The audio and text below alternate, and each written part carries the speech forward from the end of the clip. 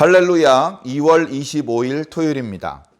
사무엘상 17장 12절부터 27절까지 말씀을 읽고 은혜 나누도록 하겠습니다.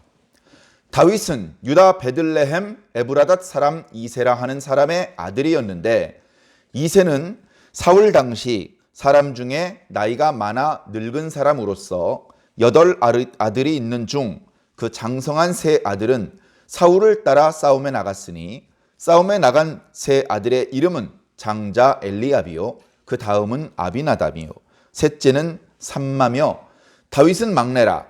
장성한 세 사람은 사울을 따랐고, 다윗은 사울에게로 왕래하며 베들레헴에서 그의 아버지의 양을 칠 때에 그 블레셋 사람이 40일을 조석으로 나와서 몸을 나타내었더라.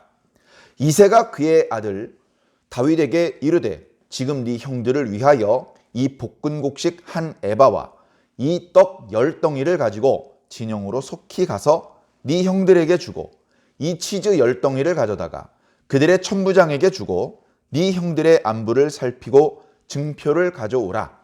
그때에 사울과 그들과 이스라엘 모든 사람들은 엘라 골짜기에서 블레셋 사람들과 싸우는 중이더라. 다윗이 아침에 일찍이 일어나서 양을 양 지키는 자에게 맡기고, 이새가 명령한 대로 가지고 가서 진영에 이른즉 마침 군대가 전장에 나와서 싸우려고 고함치며 이스라엘과 블레셋 사람들이 전열을 벌이고 양군이 서로 대치하였더라. 다윗이 자기의 짐 지키는 자의 손에 맡기고 군대로 달려가서 형들에게 문안하고 그들과 함께 말할 때에 마침 블레셋 사람의 싸움 도두는 가드 사람 골리앗이라 하는 자가 그 전열에서 나와서 전과 같이 말을 하매 다윗이 들으니라. 이스라엘 모든 사람이 그 사람을 보고 심히 두려워하여 그 앞에서 도망하며, 이스라엘 사람들이 이르되, 너희가 이 올라온 사람을 보았느냐? 참으로 이스라엘을 모욕하러 왔도다. 그를 죽이는 사람은 왕이 많은 재물로 부하게 하고 그의 딸을 그에게 주고 그 아버지의 집을 이스라엘 중에서 세금을 면제하게 하시리라.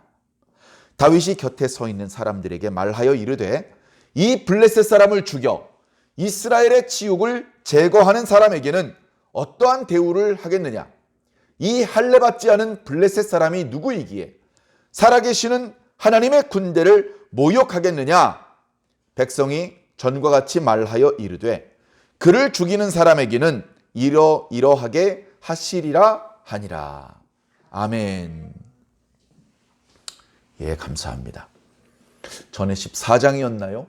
블레셋과의 전투 이야기가 길게 이어져서 꽤 오랜 기간 동안 그 말씀을 묵상했었는데, 지금 묵상하고 있는 17장도 마찬가지입니다. 분량이 상당히 길죠. 이스라엘과 블레셋이 맞붙었고, 오늘 말씀 중에도 막 서로 으르렁거리면서 싸울 듯 말 듯 한 것이 벌써 40일이나 지체된, 상당히 전투가 길어지고 있는 상황입니다. 전투가 길어지면 이게 쉬운 일이 아닙니다.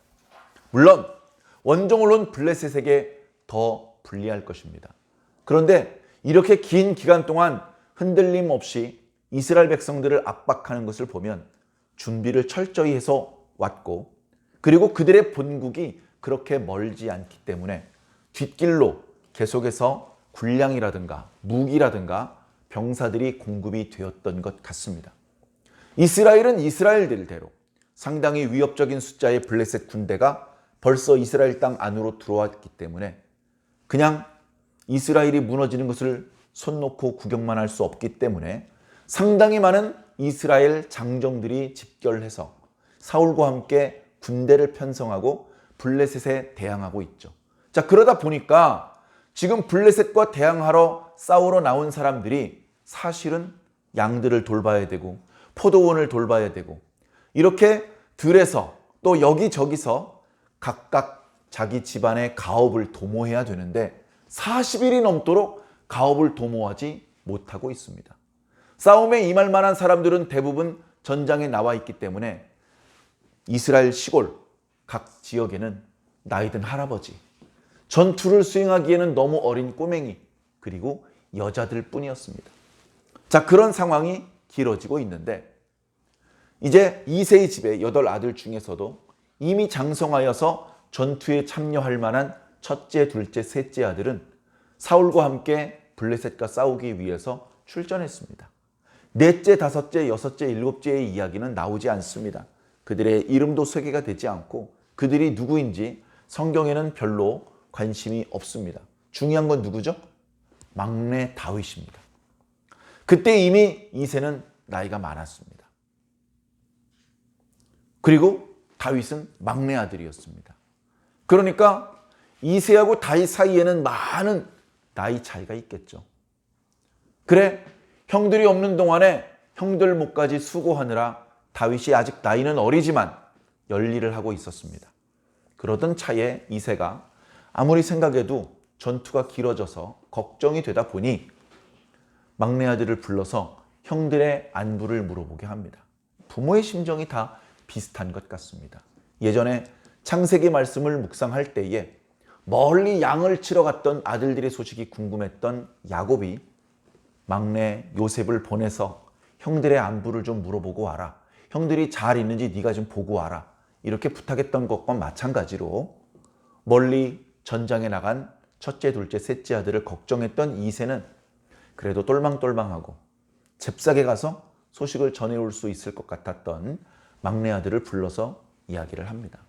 그래서 곡식가루하고 포도주를 주고 떡덩이를 주고 그리고 천부장에게는 치즈덩어리를 주면서 소식을 좀 전해와라. 그들이 잘 있다는 징표를 좀 받아와라.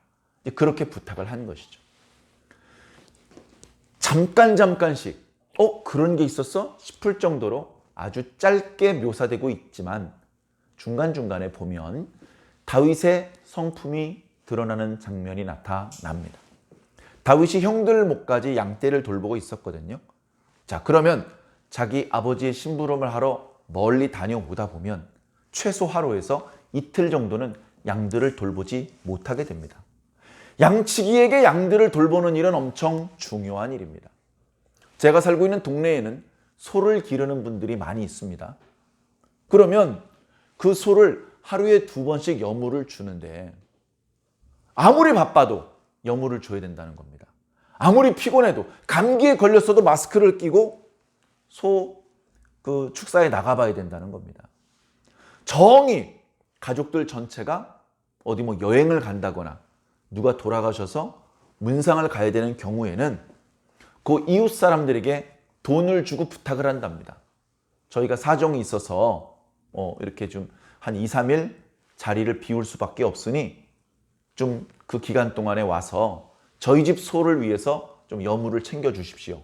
여기 사료하고 여기 지푸라기 이쪽에 충분히 있습니다. 그렇게 부탁을 하고 그리고 수고해 준 만큼 또 보상을 해주고 그렇게 소들을 돌봅니다.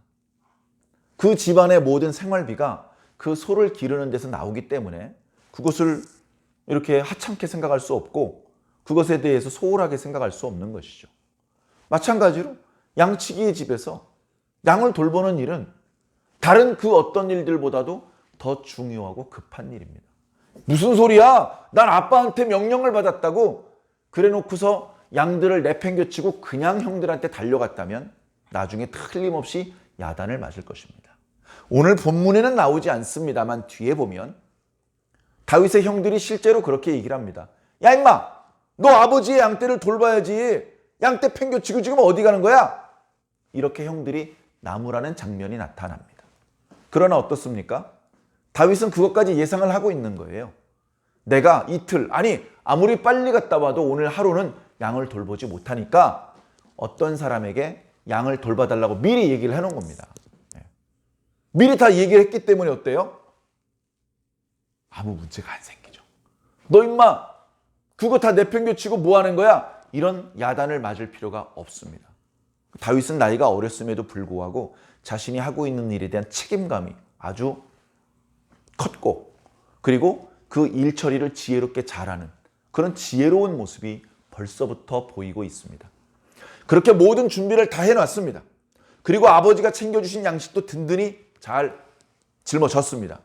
그리고서 빠른 걸음으로 가도 5시간 이상 가야 하는 그 먼 곳까지 가는 겁니다. 가다가 더울 텐데, 목도 마를 텐데.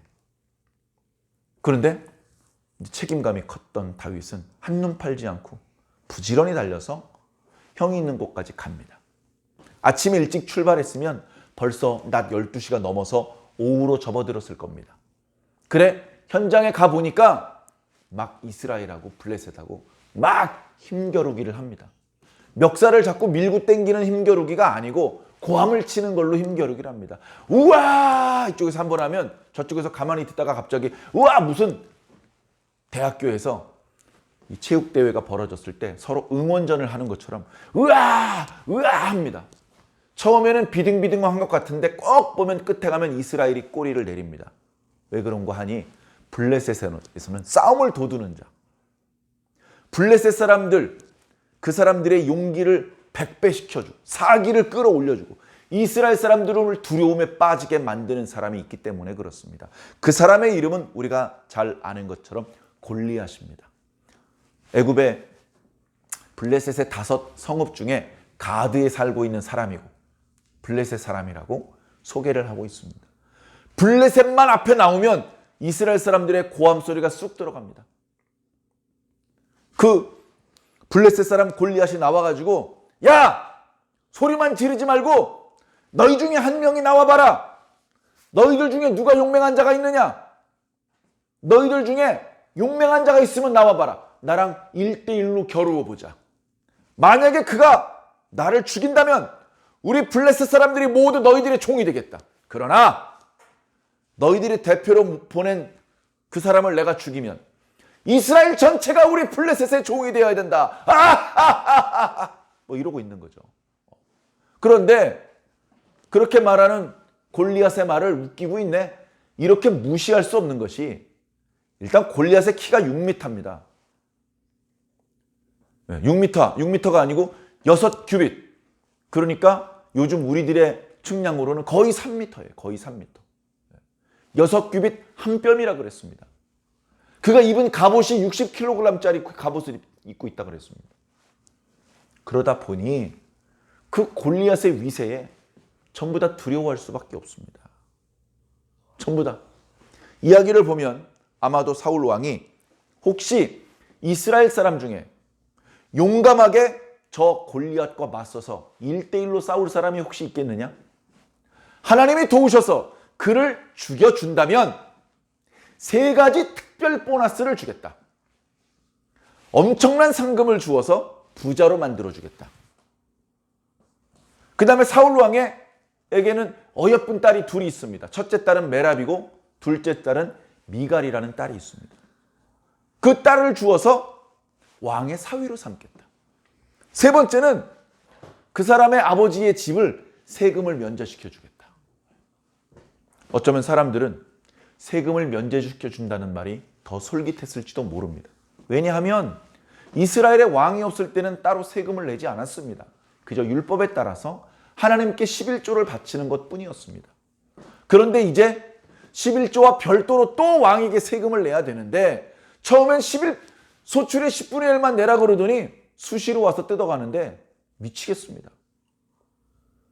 1년만 뜯어가는 것도 아니고 매년 뜯어가는데 정말 괴롭습니다. 그런데 1년만 면제가 아니고 대대로 그 가문은 세금이 면제라고 하면 그걸 다 합산하려면 어마어마하게 큰 돈이 되기 때문에 당장 손에 쥐어지는 금덩어리 몇 개보다 세금을 면제시켜주는 것이 더 큰 상이 될 수도 있는 것이죠. 그런데 사울 왕의 전령들을 이스라엘 군대의 진영 이쪽으로 저쪽으로 보내서 누구든지 용기를 내서 저 골리앗을 꺾기만 한다면 그렇게 엄청난 혜택을 준다고 했지만 가만히 보니까 아무리 왕이 큰 상을 내린다고 해도 이스라엘 진영은 고함 소리가 사라지고 사람들은 크게 두려워했습니다. 오늘 말씀을 보니까 두려워하다 못해 도망가는 사람도 있었던 모양입니다. 슬금슬금 야 안 되겠다. 여기 있다가는 몰살당하겠다. 내가 3대 독자인데 하면서 도망가는 사람조차 있었던 것 같습니다. 그러다 보니 싸워보기도 전에 이스라엘 백성은 마음으로 벌써 졌어요. 마음으로. 그렇게 이스라엘 백성들이 두려워하고 도망갔던 이유는 지난 시간에 말씀드렸던 것처럼 보아야 될 것은 보지 못하고 볼 필요가 없는 부분만 보았기 때문입니다. 골리앗을 보았습니다. 골리앗이 키가 크다는 걸 보았습니다. 얼굴 생김새나 팔뚝의 근육이나 요즘 아이들 좋아하는 영화의 헐크처럼 생겼습니다. 힘이 장사입니다. 거기다 목소리는 우렁찹니다. 그가 입고 있는 갑옷만 60kg인데 누가 그 사람과 멱살이 손에 닿지도 않아요. 가까이 가기 전에 박살이 나게 생기는 겁니다.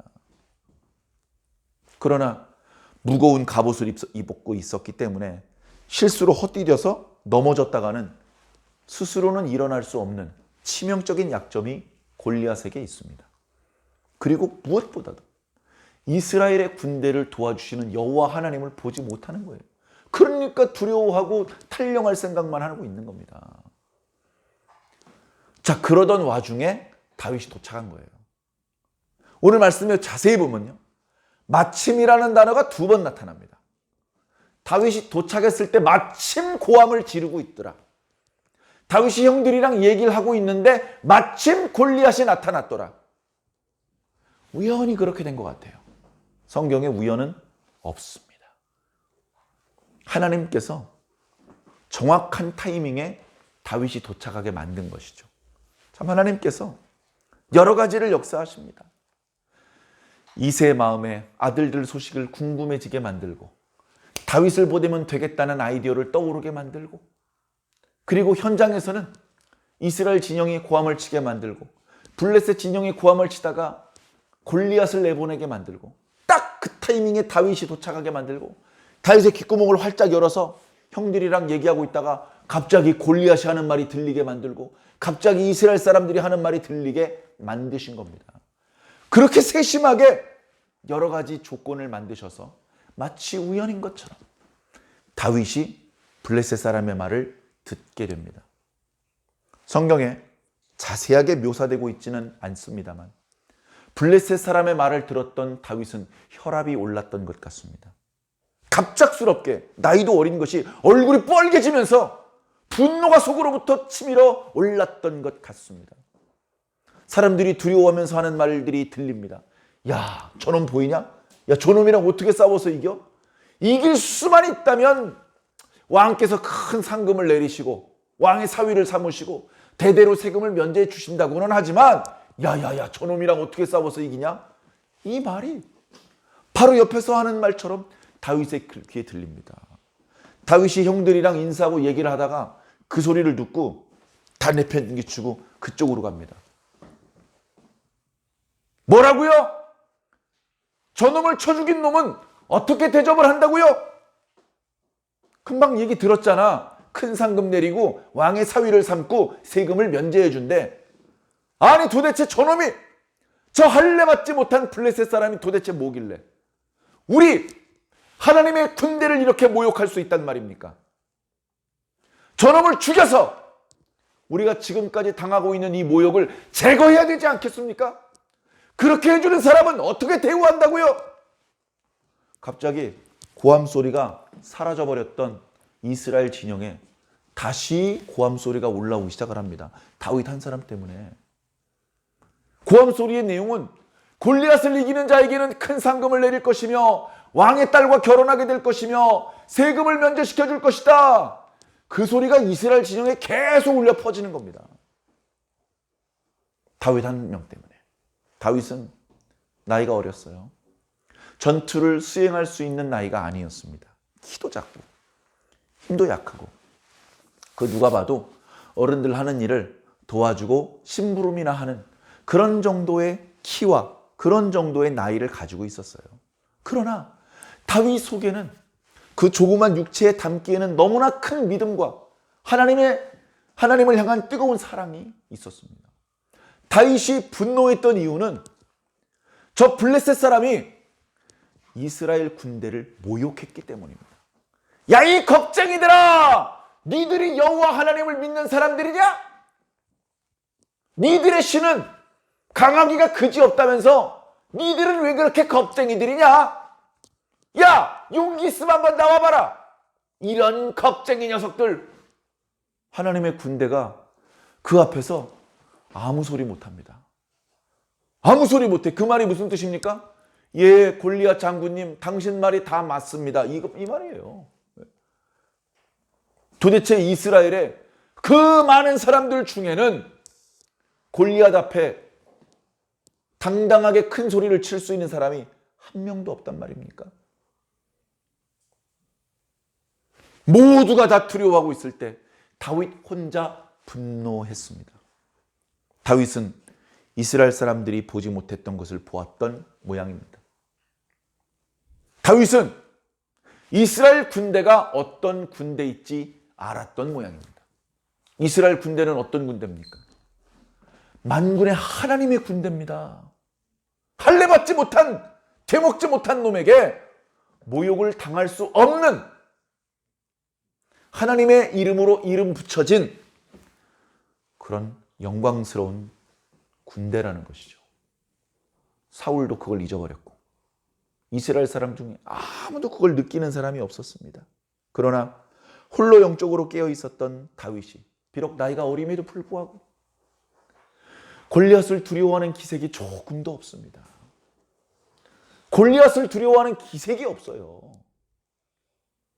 그러니까 어떻습니까? 당당하게 말하는 겁니다. 당당하게. 이스라엘 사람들이 조용히 있으니까 자꾸 물어보는 거예요. 어떻게 한다고요? 어떻게 한다고요?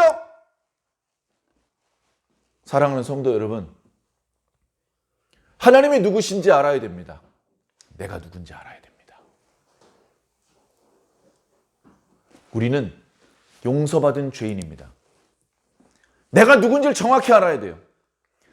우리가 스스로 의인이라고 생각하는 분이 있는데 어림없는 소리입니다. 우린 의인이 아닙니다. 의인은 예수 그리스도 한 분밖에 없습니다. 이 땅에 잠깐이라도 살아본 사람 중에서 의인은 예수 그리스도 한 분밖에 없습니다. 그럼 우린 뭐냐? 용서받은 죄인입니다. 그냥 죄인은 아니에요. 죄인은 죄인이야. 죄인이기 때문에 감히 하나님 앞에서 어깨에 힘을 주고 턱 내밀고 콧대를 들면 안 됩니다. 사람들끼리는 뭐 그럴지 몰라도 하나님 앞에서는 우리가 감히 큰 소리 치면 안 되죠. 왜? 죄인이니까. 그러나 우리는 희망이 없는 오직 형벌만을 기다리는 그런 죄인은 아닙니다. 용서받은 죄인이에요. 죄가 없는 게 아니 있어요. 근데 용서받았어요. 용서받은 죄인이에요. 왜 용서해 주셨어요? 그동안은 네 본능에 충실하게, 네 죄의 욕심에 충실하게 살다가 결국 죄를 지었지만 이제 네 생명을 예수 그리스도의 보혈로 샀으니까 넌 이제 네 게 아니고 예수님 거야. 그러니까 넌 이제부터 네 맘대로 살지 마. 예수님 뜻대로 살아야 돼. 예수님 뜻대로 살라고 우리를 용서해 주신 거예요. 이제부터는 예수님 뜻대로 살아야죠. 이스라엘 군대로 모집을 받았습니다. 양도 돌봐야 되고 포도원도 돌봐야 되는데 지금 이 하나님께서 주신 언약의 땅에 할례받지 못한 이방인 군대가 엄청나게 들어와 있어요. 내 몰아야 되잖아요. 그 바깥쪽까지 나가서 침략 전쟁은 벌리지 않더라도 쳐들어온 놈들은 내보내야죠. 그런데 그것도 하지 못하고 두려움에 휩싸여 있다는 것은 이건 자연스러운 일이 아니라 뭔가 큰 문제가 있는 것입니다. 영적인 감각이 있어야 돼요.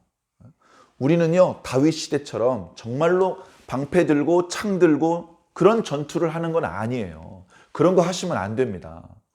그런데 영적인 싸움을 하고 있어요. 영적인 싸움. 이 지금 영적인 싸움 중이라는 걸 일단 알아야 돼요. 영적인 싸움이 어떤 식으로 전개되는 걸 알아야 돼요. 그리고 적들이 우리를 밀어붙이고 있구나 이런 힘을 느껴야 됩니다. 그래서 힘을 느끼면 이대로 밀려서 꽈당 넘어지면 안 되고 맞받아 쳐야 된다는 것들을 또한 느껴야 되는 것입니다. 상대방의 실체가 잘 안 보여요. 왜? 영적인 싸움이거든요. 홍길동 그놈이 이상한 소리 했어. 그 홍길동만 죽이면 해결이 되느냐? 영적인 싸움이라니까요. 홍길동에 들어갔던 악한 영이 다른 사람 속에 들어가서 그 사람을 통해서 또 말할 수 있어요. 누군가 교회를 욕합니다. 누군가 예수 그리스도를 모욕 줍니다. 그런 이야기를 들었을 때 오늘 말씀 속에 다윗처럼 분노가 치밀어 올라야 돼요. 아, 마귀가 영적인 싸움을 걸어오는구나. 이 문제를 어떻게 해결할까? 두려움에 빠져있는 이스라엘 군대처럼 입 다물고 있으면 상당히 많은 그리스도인들이 혼란에 빠져. 오해를 해. 정말로 교회가 뭘 잘못한 것처럼 착각을 할 수도 있습니다. 그럴 때 교회의 지도자들은 입을 다물고 있으면 안 되죠. 먼저는 하나님께 기도해야 됩니다. 응답을 받아야죠. 하나님의 능력과 지혜를 받아야 됩니다. 그 다음에 목소리를 내야 돼요. 그 다음에 지혜롭게, 합법적으로. 그래서 교회의 억울함을 풀고 그리스도인들이 신앙을 하는데 방해를 받지 않도록 보호를 할 수 있어야죠. 이스라엘 당시 때 아무도 그걸 못했습니다. 어쩌면 사무엘이 했어야 되는데 사무엘은 이미 나이가 너무 많이 먹었어. 은퇴 설교를 한 이후였고 사울이 그걸 해야 되는데 사울은 영적으로 망가져 있었습니다. 2번이나 어마어마한 실수를 저질렀고 실수를 저지르면서도 자기가 뭘 잘못했는지도 못 느끼고 변명하기에 급급했습니다. 심지어 하나님의 영이 떠나가 버렸습니다. 군사적으로 정치적으로는 뭔가 액션을 취하는 것 같지만 하나님과의 연결고리가 끊어져 있는 상태라서 뭘 기대할 수 있는 상태가 아닙니다. 이런 상황에 다윗이 지금 무대에 등장하는 거예요. 다윗이. 지난 시간에 묵상했던 말씀을 보면 사울 왕이 하나님의 영이 떠난 이후에 극심한 번뇌로 고통할 때에 수금 잘 타는 사람을 데려와서 그 고통을 좀 달래보자고 했는데 그때 마침 선택된 게 다윗이었습니다.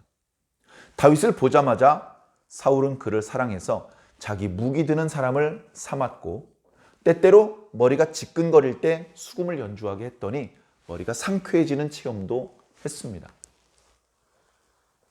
그때만 해도 아직 다윗의 존재가 이스라엘 12지파에 공개된 건 아니에요. 다윗의 존재를 아는 사람들은 왕과 왕 주변의 신하, 왕을 도와주는 신하가 많이 있는데 그중에 몇 사람만 아는 거예요. 그런데 지금 이 골리앗을 앞세운 블레셋과의 전쟁, 이 전쟁을 통해서 다윗이라는 이름이 온 이스라엘에 꽉 차버립니다. 이 전쟁 후에 여자들이 노래를 부릅니다. 뭐라고? 사울이 죽인 사람은 천천히요, 다윗이 죽인 사람은 만만이라. 그렇게 사랑했던 다윗을 미워하기 시작을 합니다. 이제 뒤에 말씀 묵상하면 자연스럽게 나오는데요. 어찌되었건 그런 절체절명의 위기의 순간, 영적으로는 아무 끼나 다름없는 순간에 아무도 모르게 하나님께서 다윗을 준비하고 계셨고 그동안 준비되었던 다윗이 드디어 역사의 전면에 모든 이스라엘 백성들 앞에 자신을 드러내기 시작하는 것입니다. 이 이야기를 통해서 우리가 배워야 될 교훈이 너무나 많아요. 우리의 모습을 여기다 비추어 보여야 됩니다. 이 말씀이라고는 거울에. 우리의 모습이 사울이랑 비슷한 점이 더 많으면 문제가 있는 거예요. 고쳐야 돼요. 사울도 잘하는 게 있었겠죠. 근데 사울이 잘못하는 것을 내가 닮아 있다면 고쳐야 됩니다.